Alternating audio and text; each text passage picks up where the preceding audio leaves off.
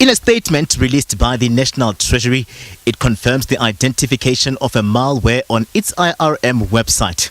South Africa joins countries like the US, Europe and Asia that have been exposed to the attack that has affected about 400 companies. It has attributed the breach to Chinese-sponsored hackers that are said to be amongst those exploiting flaws in its SharePoint software. However, Beijing has denied this. Nicola Merson is an IT web correspondent and says it's a race against time to resolve this cyber attack, which she says, if prolonged, would have a dire impact on the countries affected and their economies. Microsoft is doing everything they can to roll out patches to shut it down and to get ahead of it. And that's all they can really do, is get the software out there and make people aware that you need to install the software.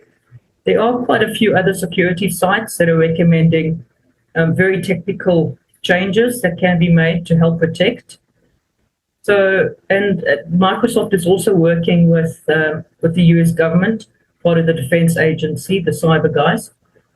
So there's only so much that can be done. I have no idea, and I don't think anybody does yet, the financial fallout of this, although billions are lost every day because of viruses and malware around the world in any event.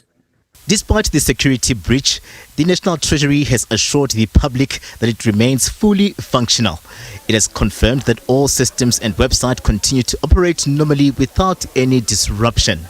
Mawson says, with the cyber uncertainty, the government has been cautioned to pay attention to its ICT infrastructure, with companies also advised to consider taking up cyber insurance. Every single entity out there that uses SharePoint will be at risk. And the only thing you really can do is to make sure that you keep your ICT house in order. Make sure you have the correct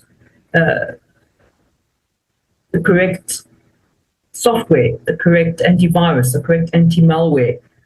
Make sure you don't have holes in your network. Do what they call pen testing, which is when you try and penetrate your network from an external source. If and when you are breached, depending on the extent of the damage to the business, you can claim insurance for it.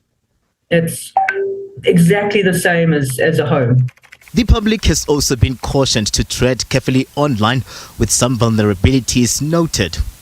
There's something called Linen Typhoon, which focuses on stealing intellectual property from government, defense, and human rights organizations. There's Violent Typhoon, which targets NGOs, think tanks, and sectors like health and finance.